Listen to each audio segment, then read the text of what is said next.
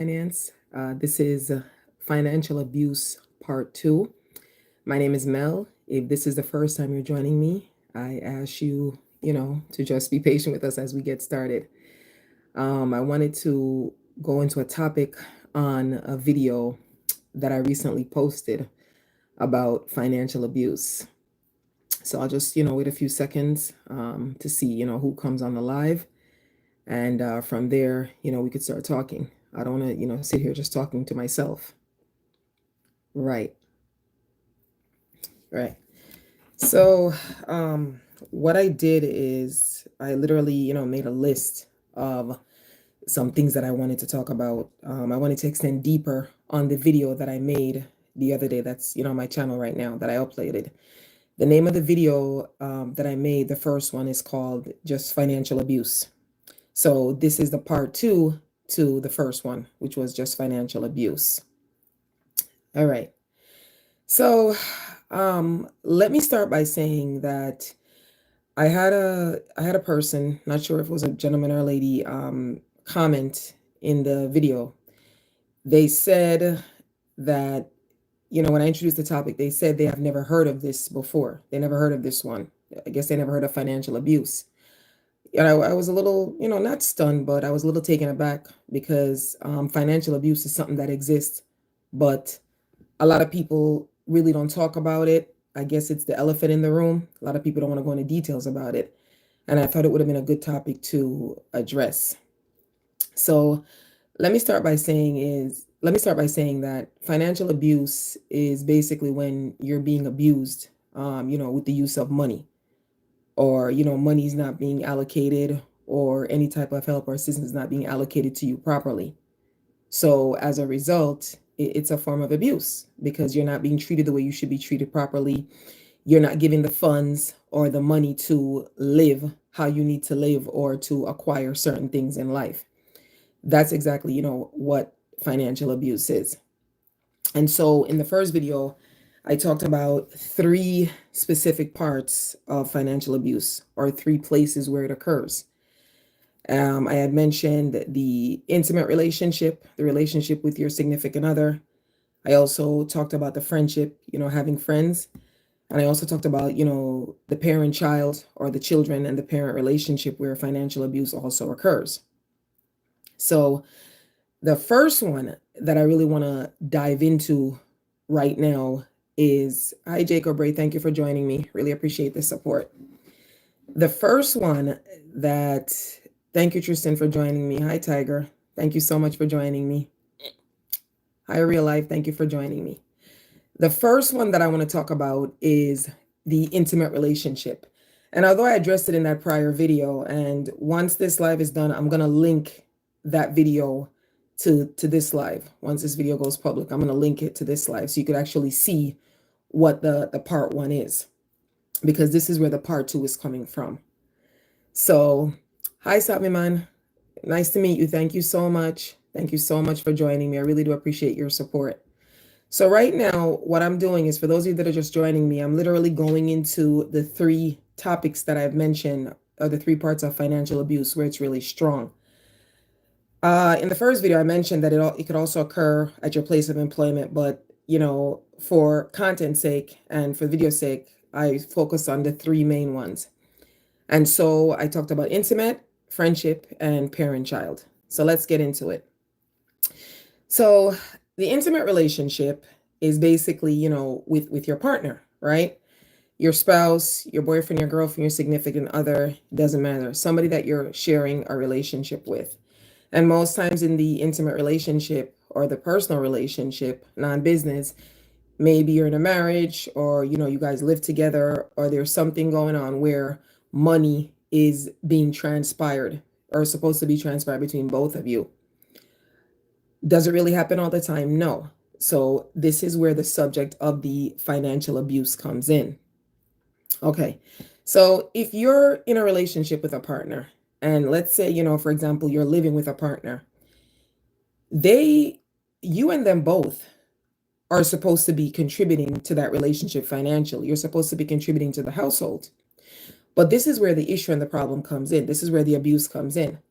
It comes in where maybe one partner is bringing in more or bringing more to the table than the other partner. And we're not saying that both partners have to equally come in or put the same amount of money into the household, because you can't put what you don't have or what you're not making, right? But it becomes a form of abuse when the other partner is making money and they're not putting it in the house fairly. In other words, let me give you an example. The money is going out, it's going elsewhere. Now, the money could be going to maybe another person that they have an interest in. The money could be going into other investments. Okay. So we don't know exactly where that money is going. Now, when the other partner is asking for that money or asking to, contribute to the household or to the relationship, the person that's not allocating the money properly is offended. And most times, rather than being offended, they purposely continue to withhold money. Thank you. Thank you so much. Thank you for joining. They purposely continue to withhold money. Withholding money from your partner or from within the household or that relationship, that's a form of abuse, because you're basically making the person suffer. You're making the person sweat. And if it's supposed to be a partnership, why would anybody want to do that to their partner? So this is where financial abuse comes in the intimate relationship. And because, the finances are not being, divvied equally, or it's not fair, this is where conflict arises. Okay. So you got the couples that are fighting every day over money. They're having issues. A lot of people start lying. They're doing things that they're not supposed to be doing with the money rather than cooperating. And as a result, you're not growing. You can't grow. The person that you're supposed to be with or you're with is not growing either. So at the end of the day, it's a lose-lose for everybody. Now, the person who's not contributing properly, or the person who's the abuser, they might have reasons or an ulterior motive as to why they're doing what they're doing. But we're not really concerned with the ulterior motive of why people do what they do. The point of the matter is that, it's a form of disrespect, and it's also a form of financial abuse.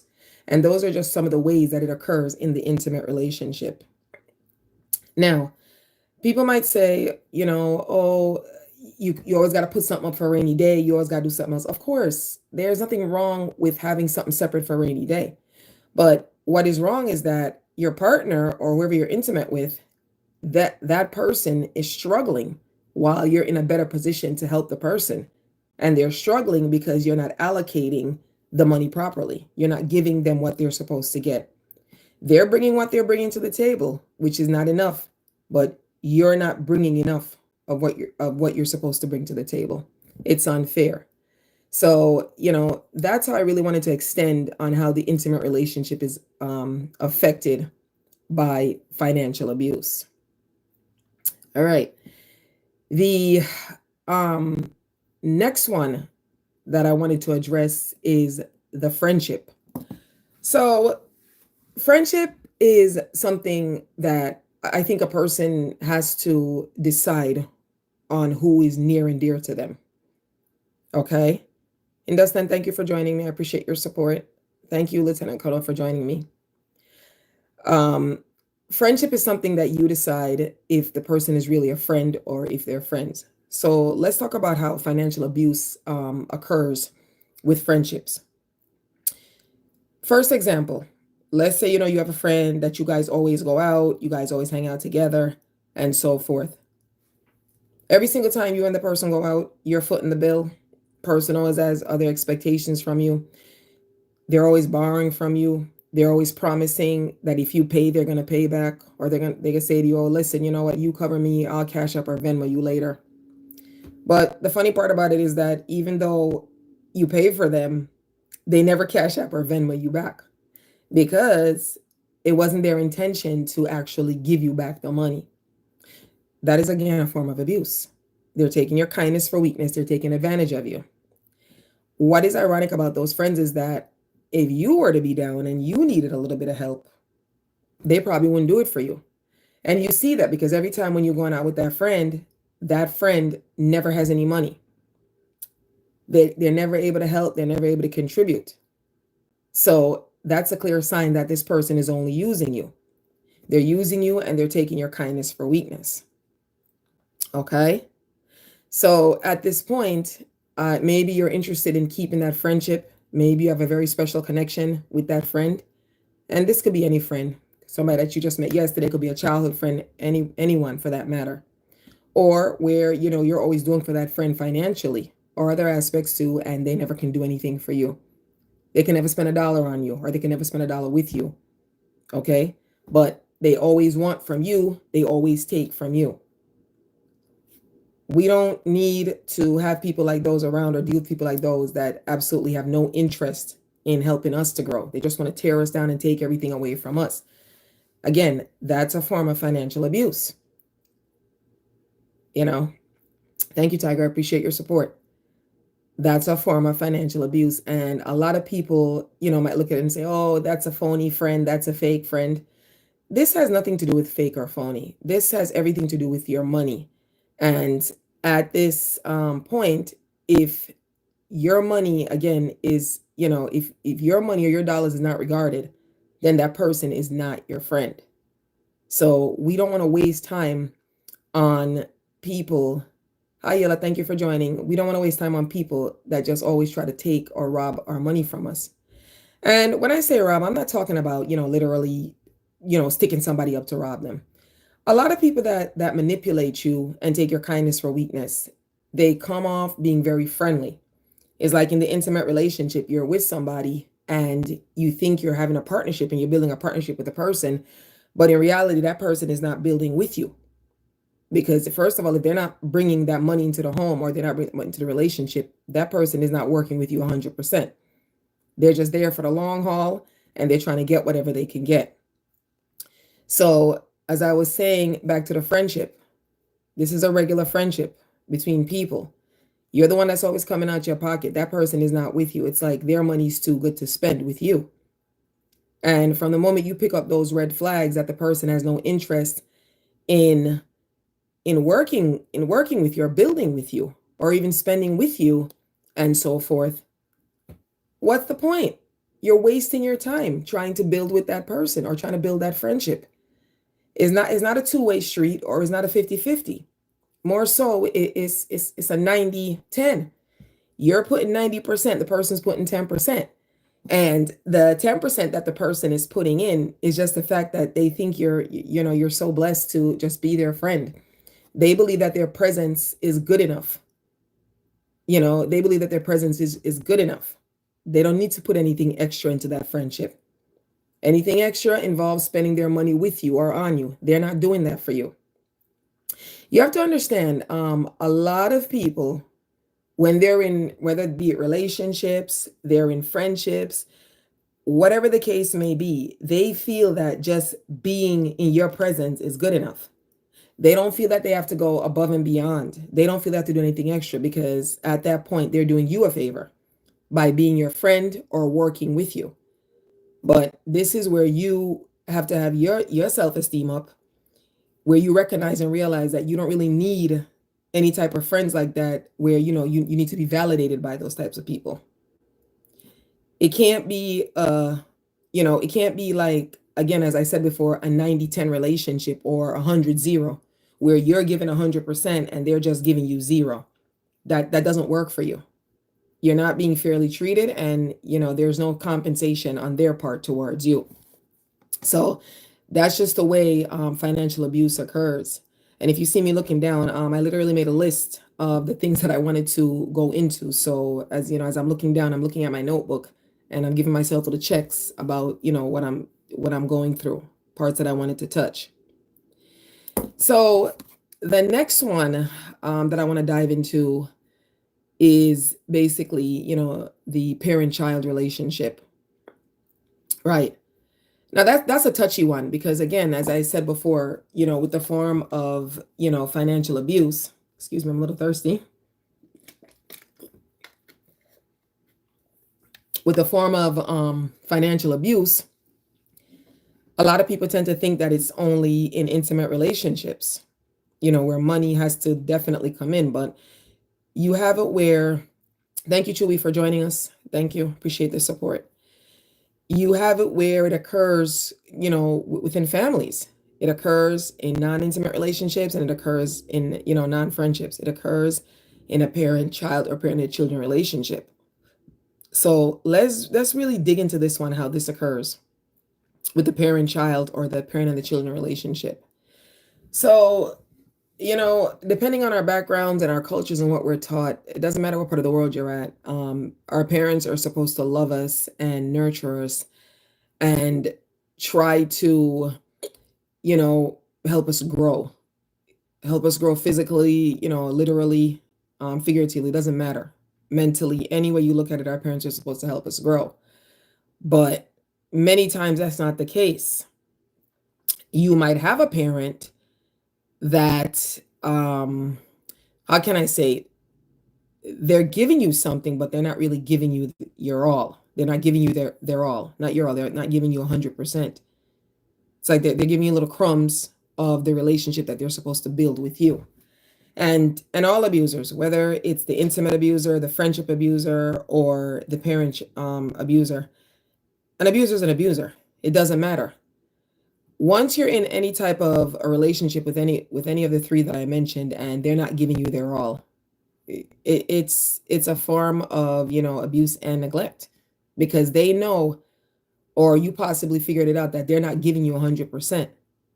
As Chewy said on the live, always 100%. I agree with him or her 100%. Okay? If you're dealing with anybody, they can't give you 100%. That person is not for you, or that relationship is not for you. That form of,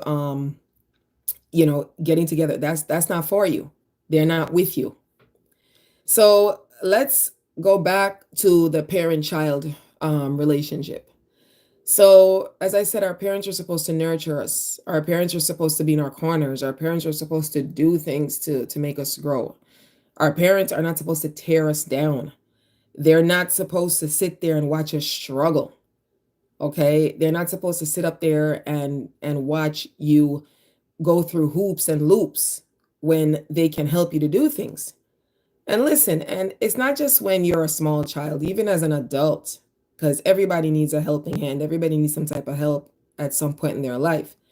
And if you, have a parent or parents that can help you and they're not helping you, then obviously, that is also a form of financial abuse. Yes, it is. Because in my opinion, it's like that parent or that family, they want to see you suffer.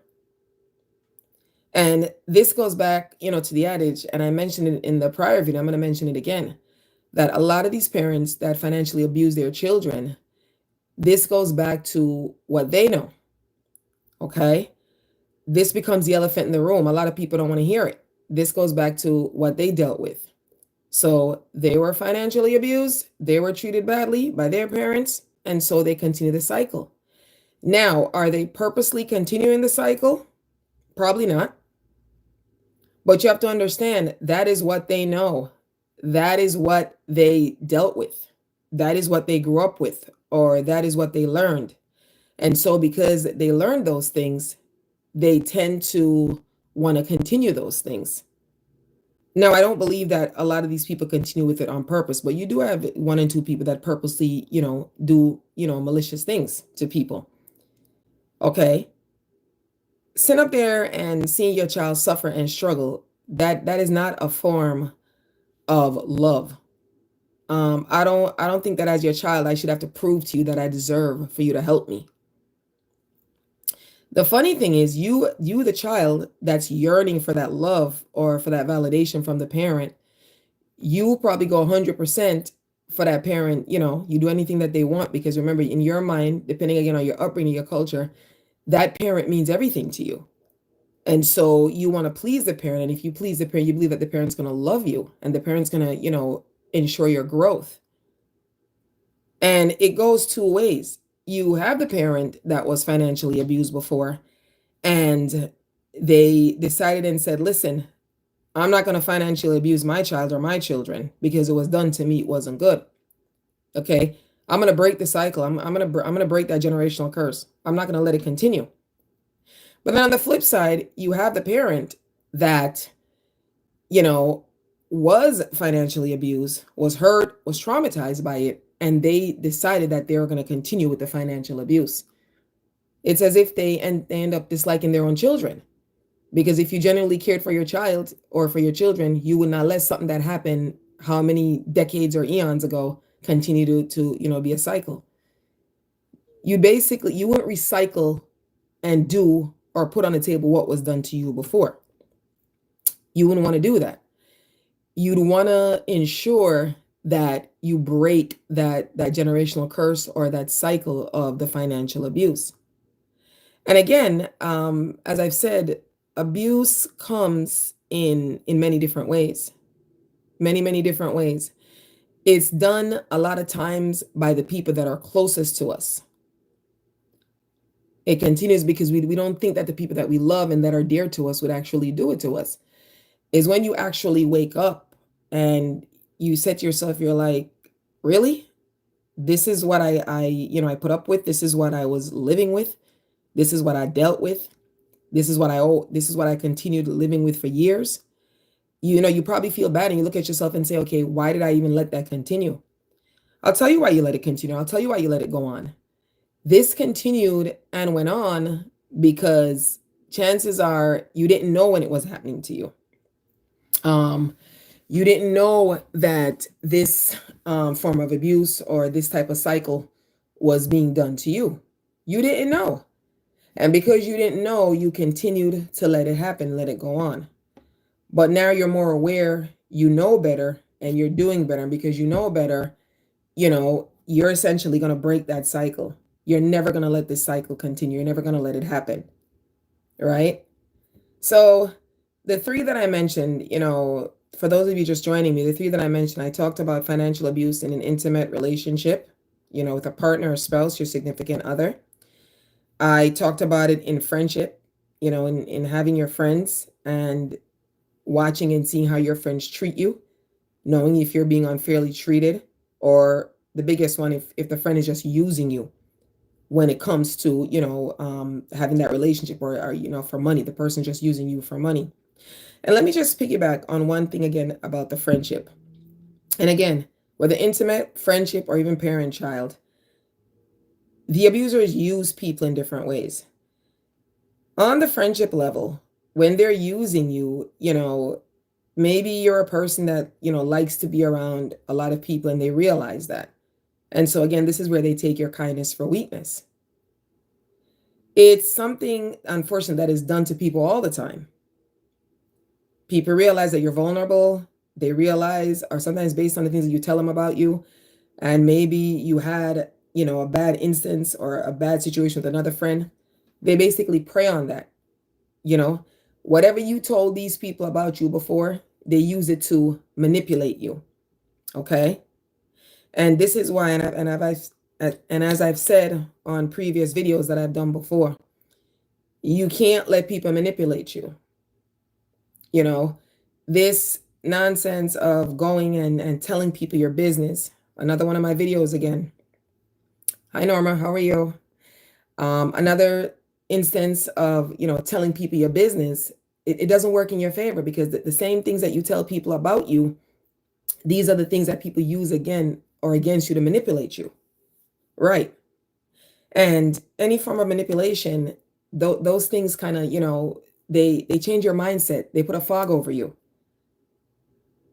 They put a fog over everything that you're doing.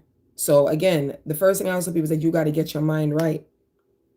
So the next part of this live, I want to talk about how to overcome, the three parts of the financial abuse that I mentioned.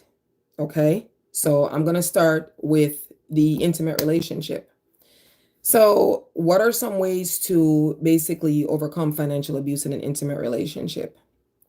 So, you're with your partner. Again, as I said, everybody's supposed to, you and the person's supposed to be bringing 100%, but the person is not bringing 100%. So what do you think you need to do for you to get that 100%? Well, they say when I was growing up, you could lead a horse to water, but you can't make it drink.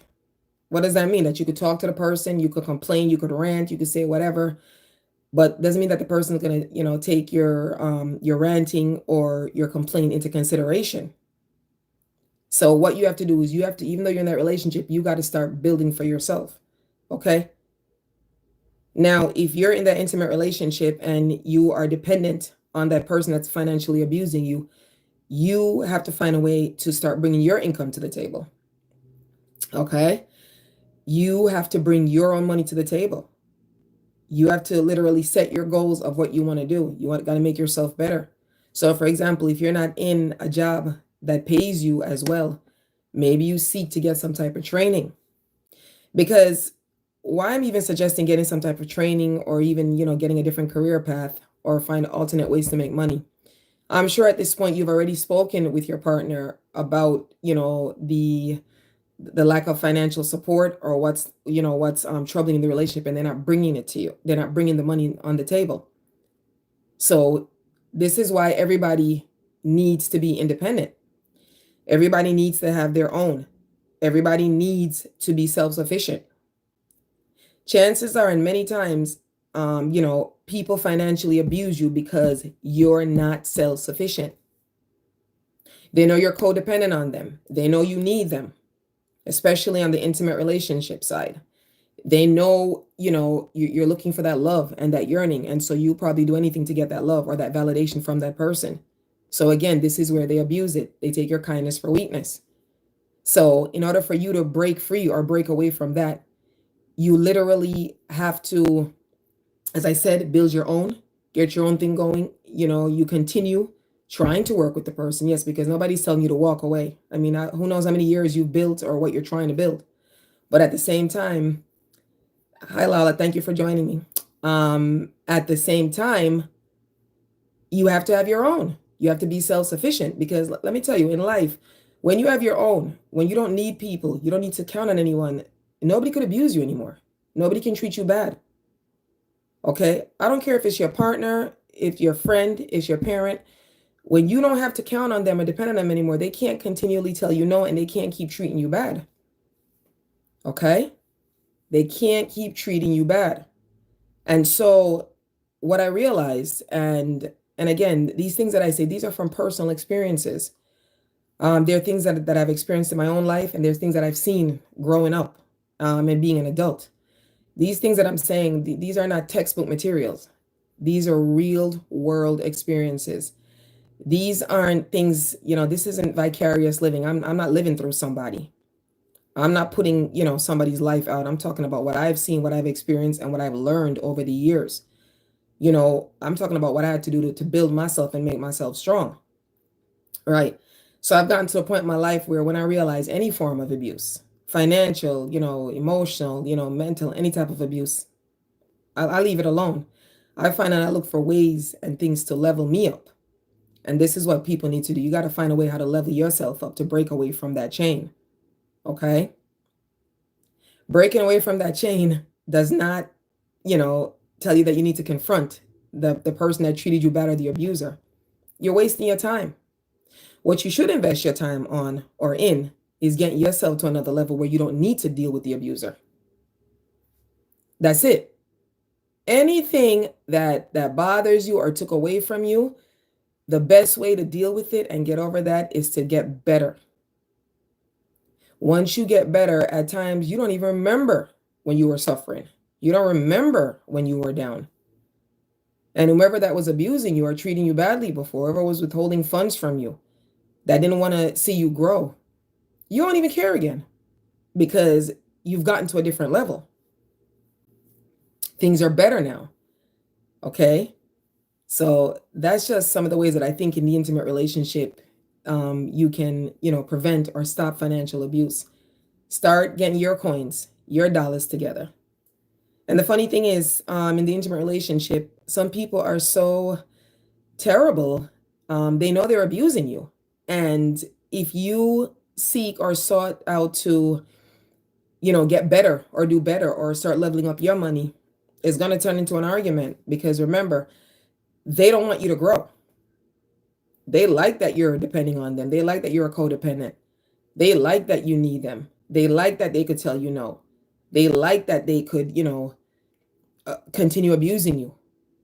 Okay. What is ironic about it is that although that intimate person or that partner is abusing you, you, the good person, because you're empathetic, you think it's going to get better. You keep doing for them. You keep trying to get them to see your point of view. You're wasting your time. I wouldn't even do that. If it's me, as I said, I would just work on leveling myself up. Hopefully in the end, they'll see it from your point of view and they'll change and they'll start doing things better. That's our goal. But the first thing I would do is worry about me, change me. And, I know this has nothing to do with music, but I remember Michael Jackson said, you got to start with the man in the mirror. You got to start with yourself, because once you're right, nobody could ever make you wrong again. All right. This is your own self-worth. This is you putting yourself first. So that's some of the ways that you could change, that form of, financial abuse or disrespect in the intimate relationship. So as far as, getting rid of or fixing, the friendship when it comes to financial abuse, I just think that if you have a friend that is just not in your corner, you just got to cut the cord. You just got to let it go. If it's a friend, if it's a person you think is near and dear to you, you can, speak to them. You can let them know how you feel. But many times, people, when they're doing wrong, they know they're doing wrong. They're not waiting for you to confront them. They don't want to be confronted. Okay? They want you to do two things. Either leave, stop dealing with it, or they want you to stay there and continue taking the disrespect or the abuse. Now, again, this goes back to your self-worth. If you're in a friendship or a relationship and it's always you putting the first foot forward and they're not putting any foot forward, what's the point? It's a lose-lose situation for you. There's nothing for you to gain. In everything in life, I don't care what it is, there's got to be something in it for you. Now, I'll give you an example. When you show up to your day job, everybody knows how hard it is to get up and go to work. I'll tell you, it's a hard job. It's a job in itself to get up and go to your job. And it wouldn't even make sense if you got up and went to work every single day and you didn't get a check. That's why you're there. That's what's in it for you. What's in it for you is literally going to make your money so you could have a better quality of life. So it's like the friendship. If you have that friendship and you're the one doing all the calling, you're the one doing all the spending, you're the one doing all the traveling, it's not worth it. You're losing. You're not gaining anything. Okay? This is where you got to pick yourself up and go. Either choose, better friends, or choose different friends, or choose no friends. In one of my videos, I made a video and I said in the video that I have no friends. And I know when that video came out, I've had people say to me that I know personally, said, what type of video is that? Like, what are you trying to say? And I wasn't saying anything. I was talking about myself. As I said before in this live, everything that I say in these videos or on this live, this is real world experiences. This is what it is. Okay? These are things that I've seen, things that I've lived, things that I've seen, with other people and so forth. Things that I've read about. It's real world. This isn't coming out of a textbook. All right. So that's how it works, with friendships. Choose wisely, choose better. You don't need to struggle in a friendship. You don't need to struggle with somebody for them to respect you and treat you fairly, because they know what they're doing. But the reason why they continue doing what they're doing is because you are putting up with it. You're allowing it to happen. So when I made a video and I said I have no friends, what I was saying basically is, yes, I know people and I talk to people and, I socialize with people, but I don't spend my time or waste my time with friends or people that's not in my corner. I have no time for that. Life is too short and precious for me to waste time with people that don't even want to be around me or don't want to, lift me up or make me feel good. You're wasting, my time when you do that. Again, if you go on my channel, check out one of my videos. Made another video about stop wasting time. Stop trying to, get back what you lost yesterday. If you lost something yesterday or you lose a friendship today, forget about it. Move on. There's a better friend. There's somebody different out there for you. Stop wasting your time on people or relationships that don't benefit you. Because at the end of the day, these people are not going to change. They don't want to change. They don't have to change because you're still letting them waste your time. Okay? All right. So, how to stop the financial abuse? Let's talk about the parent and the child relationship, how to stop that abuse. First thing the child has to get independent. The children have to get independent. Getting independent entails getting your life together. What does that mean? That you got to get your job right. You got to learn how to put your own money up. You got to stop calling your parents day in and day out. Okay? Because you can call your parents 1, 2, 3, 4, 5 times, but after a while, parent or not, they're tired of you. They're sick of you. They don't want to help you. Okay? They don't want to help you. You have some parents where they will help you at certain points, but at certain points they stopped. They stop helping you because they feel like you're not self-sufficient. They feel like you're not trying to grow. Because you know that the parent is always there, you tend to want to always run to them. It's not every single time that you're having a financial issue or difficulty, you got to run to your parent. Remember, your parents was not a parent before they became your parent. And so they also had to learn how to grow. Okay? And the most important thing is when you always run to your parents, I don't care how close you think you are to your parent, you're embarrassing yourself. You're embarrassing yourself at the end of the day. You're at their mercy. Like I said, they'll treat you good 1, 2, 3, or 4 times, but after a while, you're a burden. They're annoyed. They don't want to deal with you. Okay? And I don't care, parent, spouse, friend. Why would you let anybody, have that over you? Why? Why would you let anybody treat you like that? And listen, whether it's the intimate, the friendship, or the parent-child relationship, the rejection hurts the same way. The financial abuse or the disrespect is the same way. Because a lot of us, when we hear that word no, it automatically kills our ego. We start to feel bad. Now, you done ran to your partner, you ran to your friend and even your parent, and you poured your heart out, and they listened. In terms of the intimate relationship, maybe you live with this person. They know your bills, and they're in a position to help you, and they don't help you. What was the point of you even saying that? Hell, if the light got to get cut off, let it cut off. Sometimes you got to take action. Sometimes you got to let certain things happen for people to see and realize that, hey, you need to wake up, you need to help. But verbally always asking people for help does not always work. It doesn't work, and it's only an embarrassment to you. Okay? Running and complaining to the friend, that's supposed to be in your corner, they're laughing at you. They're looking down on you. And chances are they're tired. They're tired of probably lending you. They're tired of helping you. Or sometimes it's a friend that never helped you at all. But although the friend never helped you, keep pouring out your distress to the person. Well, if they never bought you a drink, they never bought you a soda, they never spent $1 with you, they could never do anything for you. What makes you think that when you go and you bring your problem to them that they're going to care? You're wasting your time. Learn to keep things to yourself. Learn to deal with things on your own. You don't have to let people know when you're having a bad day. Because in life, listen, we probably have bad days every other day. You try your best to get your mind right. You try to smile. And trust you me, once your mind is right, some little things that would have bothered you before, it doesn't bother you. Because now you're in control of you. I always tell people, I even tell my own children, I say, listen, you're in control of you. You can't control what the next person does. A lot of times people disappoint us because we have certain expectations of them and we think that they're supposed to behave a certain way and they're supposed to act a certain way. And when they don't, we're angry, we're upset. Why would you put so much emphasis on somebody doing what you want them to do? Worry about you, worry about your feelings. Everybody knows how to behave, but some people choose not to behave. They choose to act funny, they choose to act different. You don't have to deal with that. You don't have to deal with that type of disrespect or even that type of abuse, especially when it comes to money.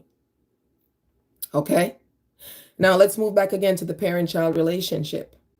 Sometimes when you go to your parent for help, you have parents that will watch you struggle. They get a kick out of watching you struggle. Okay? They get a kick out of watching you struggle.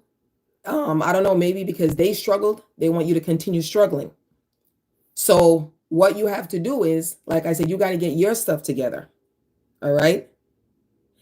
You don't always have to let them know what's going on with you. It's a waste of your time and it's a waste of their time. Okay? The beginning of the live, I talked about generational curse. Now, generational curse goes specifically in the family. Okay? That's where, you know, the issue of money comes in with generational curse. And so with generational curse, we basically want to break the poverty mindset, right? We want to break it. We want to break the poverty mindset. We want to change how we see money. We want to change how we view money. Okay? If you're not willing to look at how, you know, money was being allocated before in your family or the line, you're not going to get better.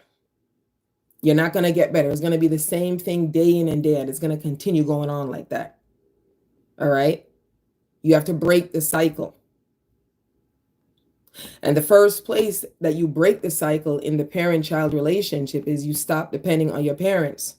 Because I got news for you. Some of our parents don't want to help us. Some of our parents don't want us to grow. They don't want us to level up. They don't want us to be better than them. They don't. And that's a hard truth. And that's a hard reality that a lot of us have to learn to deal with. Okay? We have to learn to deal with that and accept that. But how do you break the cycle? You break that cycle by, again, like I said, not depending on them. If you have your own children, you break that generational curse. You break that cycle.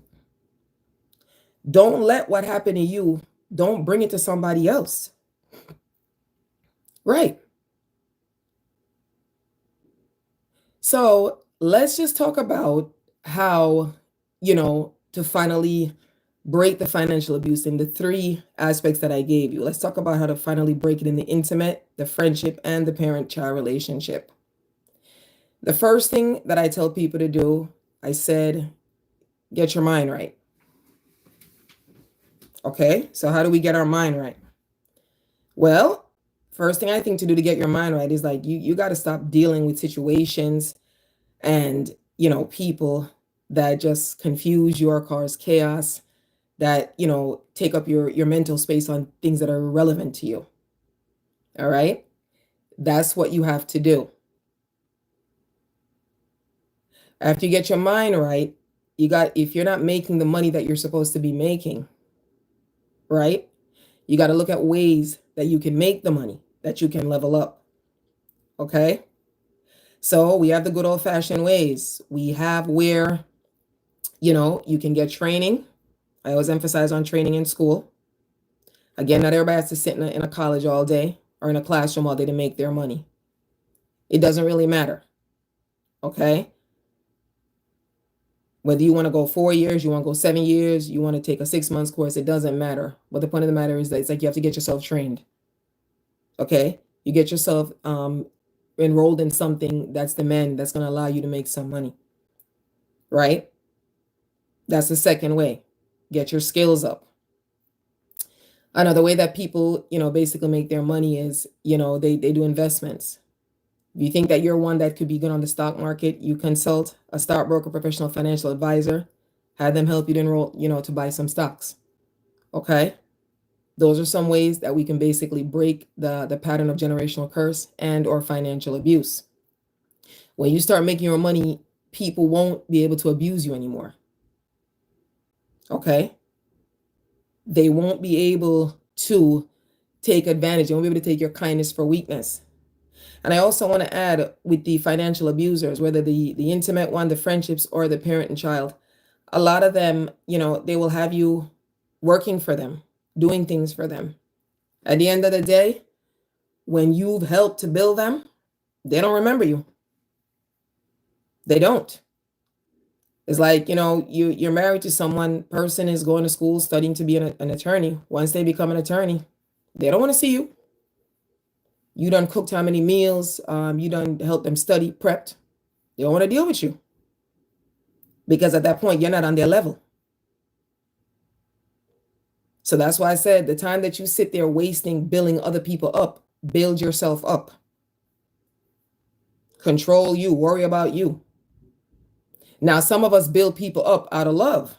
I get it. But who you're loving doesn't love you, obviously. You don't send that person to school, they became, some, big shot attorney, but I'm just giving an example. And at the end of the day, instead of coming back and spending the money with you, they go spend the money with somebody else that didn't even help them write a paper, that didn't even listen to them or help them study. That's how the intimate partner does it some of the time. They use you. And because they know you love them, they take your kindness for weakness. The friendship, same thing. When you could have been doing something on your weekend, you took your weekends out to spend time with that friend. Now that this friend has leveled up, or, things are going better for that friend, they're making their money. Now they're not spending $1 with you. They're going to spend their money with new friends. Friends that were never there when they were going to school or getting their training done. That's what people do. They use you at the time. And the funny thing is, you don't know you're going to be used. Same thing with the parent. You work for the parent for years. Parent finishes, starts making their money. Parent don't spend their money with you. Okay? They either give it to other children that never did anything for them, because in every family, there's more, 2, 3, 4, 5 kids, what have you.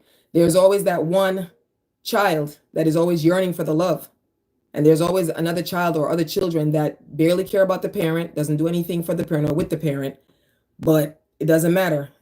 That's who the parent rewards after, they've had a come up, or, you done sat there and worked for the parent. And you only work for the parent because, again, it was love, and you wanted to ensure, that the parent succeeded, because you figure if your parent's doing well, you're going to do well. And they're going to reciprocate the same love. It doesn't work like that. Okay? Doesn't work like that. People, again, they have to do things or work on things that benefits them.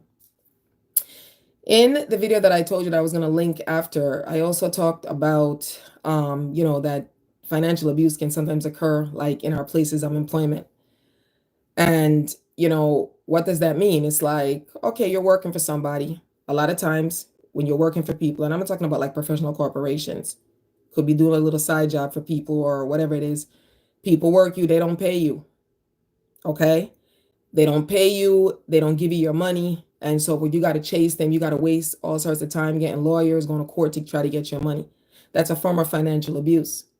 They abuse your time. They took it when you could have been working out there with somebody else where you're getting paid. You get what I'm saying? And they knew from the door, from the jump, that they were never going to pay you. But that was the game. That was the game. People always, look for people that they can use, or they could take their kindness for weakness. And that's not something that, that we should do. So this live, again, it was from a gentleman that made a comment that he had never heard of this topic before. And I think everyone knows about financial abuse. Either it happened to you, or you saw it happen to someone, or it was something that you probably read about, or you have even talked about. But again, I know a lot of topics or a lot of things make people feel funny. Okay? A lot of topics make the hairs on people's back go up. It's like some people don't want to hear it. They don't want to deal with it. I don't know why.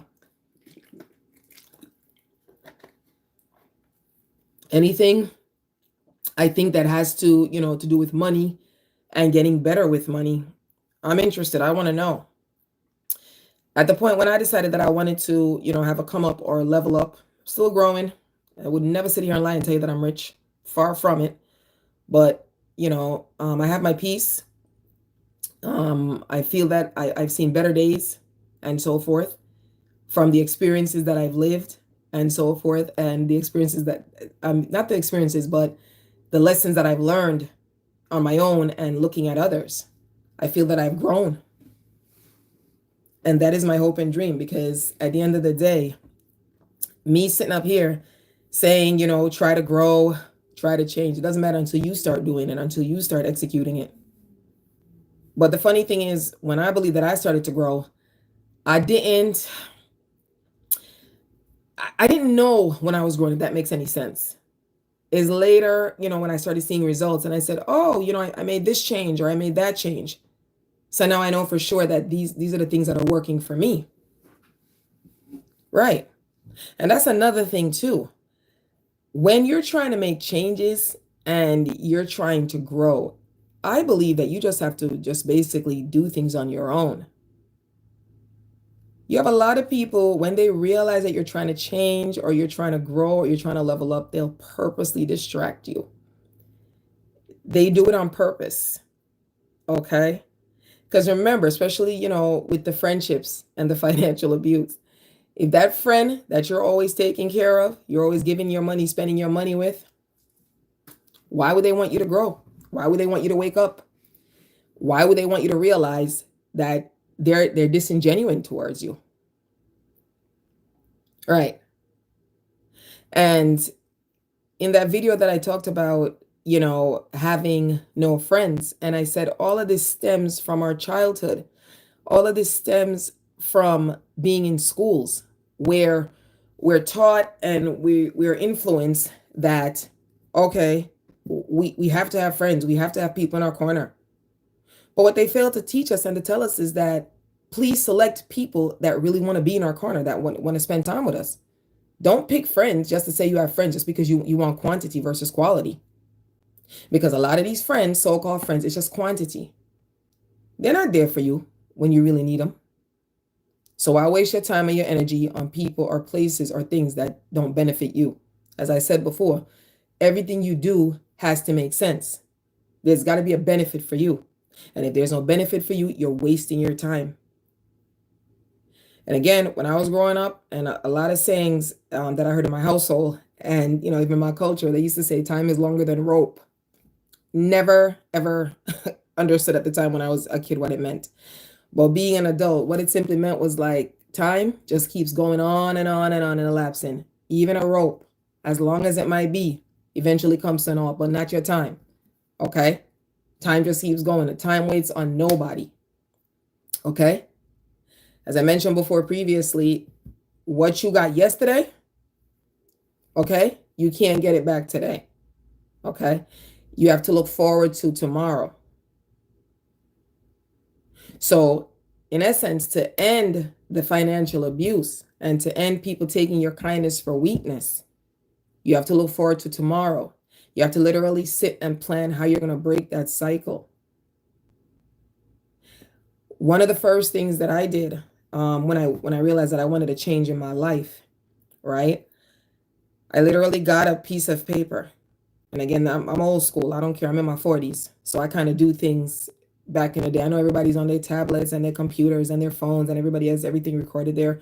But I basically wrote a letter to myself and I recorded all the things that I wanted to change and all, the things that I wanted to accomplish. But more so, I was, caught up with the change. Right? I was caught up with getting change or having something different in my life. Yes, I realized I was financially abused, but I wasn't going to let nobody keep financially abusing me. I wasn't going to be at your mercy. I wasn't going to be at nobody's mercy. You were not going to take my kindness for weakness anymore. What does that mean? I wasn't going to beg you anymore. I wasn't going to try to borrow from you anymore. I wasn't going to let you know when I was down financially. No, I'm not. You know why? Because you laughed at me. You laughed at me. You made fun of me. You did all of those things. You never wanted me on your level. And what was so cruel about it was that I helped you. I did things for you, but you never wanted to. When I realized that, I said, you know what? No more. No more. I'm not letting that happen to me anymore. And so basically, I grabbed a hold of me. I, with my own time, I elevated my self-esteem. I didn't look for nobody to do anything for me anymore. Now, I'm not saying I never need any help. Let's not be ridiculous. Of course, I'm a human being. I live on the earth. Okay? I always need help. right. But I stopped depending on people that wasn't in my corner. And the biggest one and the first one was I stopped depending on people financially. I looked and I found other ways to start, making my money. And I literally wrote it down on paper after I wrote my goals and my dreams and what I wanted to change. I started, putting down, you know, um, things that I wanted to accomplish. I divvied up how I was going to start spending and how I was going to start saving my money. I looked for different avenues of how to make income. I didn't just stay at the same level. I didn't keep depending on people. Another thing that is, I stopped picking up the phone and I stopped calling people and I stopped letting them know when I was down. Whatever I was going through, financially, emotionally, I didn't let that be people's problem. Because let me tell you, people don't want to hear your problems. And quite frankly, I'm the same way. If you're dealing with something, you got to find somebody to talk to. I don't want to hear I'm not interested because I have my own life to live. And that's another thing that we have to start doing. We have to stop, as I said, letting people waste our time. Stop letting people waste your time. Stop letting people borrow money from you. In other words, stop lending people money. Stop buying relationships. Stop buying friendships. Stop doing all of that because it doesn't put you anywhere. It's a waste of time. It's a waste of your time. It's not a waste of their time, but it's a waste of your time because at the end of the day, they never reward you with anything good. You're taken advantage of. So basically, that's how, I wanted to answer that gentleman that left a comment. And the gentleman said that I've never heard about financial abuse before. He said, I've never heard of that topic. And in a way, it was kind of good because I think that video was literally like maybe 10 or 12 minutes. I think like a little bit over 10 minutes. So I couldn't really go deep into it like I wanted to about the three. Initially, I mentioned intimate, I mentioned friendship, I mentioned parent, children, and I also, talked about like if somebody employs you and they don't pay your money, how they use your, your services. Wasting your time. You got to go to court. You got to get attorneys, all that nonsense. You got to keep calling them. Again, they abuse you because they lied. But I really delved into the three, and that's why I wanted to expand on the three. Now, you might say to yourself, of the three that I talked about today, the intimate one, with the spouse or the partner, the friendship one, and the parent-child one, if there's any that's near and dear to me. No, not really. Those three that I zoned in on, as I said, I didn't really talk about the employment one in the video, which I'm going to link onto this video after. After this live is over, I didn't talk about that. I just talked about these three. The intimate one, the friendship one, and the parent-children one. Those are the ones that I felt were, very important. Those are ones that, like I said, that I've experienced in my own personal life. And, I could always back that up. As I said, the things that I talk about, they're real. These aren't made up. These aren't textbook. This isn't, what somebody told me. This is things that I've seen, seen and experienced. So I know what's out there. But I'm happy to report, and I'm happy to say that at this point in my life, there's nobody or no one that is or can financially abuse me again. Never, never, ever, ever, ever. Okay? A partner can't financially abuse me. A friend can, and my parent can't financially abuse me. Nobody can do it to me. Okay? No one can do it to me. And this is a good feeling. This is the first time that I feel so much independence in my life. I feel good. And this is what I want for other people to feel good about it. This was one of the goals of me launching this, YouTube channel. The name of the channel is Team You Finance. Okay, my name is Mel. As I always say, this is the first time you join me or joining me. I hope you could, subscribe. You could subscribe, listen to my other videos of topics that I talked about that were near and dear to me. But other than financial abuse and other things, like I'm at a point in my life where certain things can't shake me anymore because I've grown. I've grown through my faith. I've grown through experiences, and I've also grown through through understanding. All right. I know what it is now, and I'm more aware and I'm more alert. And I believe that I have a lot more wisdom than what I had before when, certain things were occurring. I was dealing with certain things. So these are things that you get better. Life gets better. Okay. It gets better 120%. You don't have to deal with it anymore, and you look forward to tomorrow. So, people, with that said, if anybody does have any questions or any comments and so forth, everybody that was on the live, I thank you for joining me. I do appreciate your time and your attention. This was a topic that was near and dear to me. I mean, it was so dear to me that I ended up doing a part 2. So, and most of my videos that I filmed before, I don't really do part 2s. I just, give a long form. I just give like a 10 or 15 minutes, and my shorts be like 3-4 minutes, and I just say what I got to say, and I just end it. And I look forward to reading the comments. I do read the comments, and I answer them because, again, I like that engagement. I like knowing what people think, and I like knowing exactly like what you guys, the feedback. As I said, it was that gentleman that left a comment and said he had never heard of this before. That's what inspired me to do this. So it was really, really, really a good idea to do this. All right. Like I said, please comment, like, subscribe, give me a thumbs up and so forth. Put in the comments whenever this video starts going through and so forth. It's a regular long form video. After you listen to it, please give me a comment. Let me know if you have experienced, financial abuse. Let me know if it's something that you experienced and overcame. Let me know if you know somebody that went through it. Let me know if you were the person that taught them how to get above it and so forth. The biggest takeaway from today, how to overcome any form of financial abuse, is with your wisdom.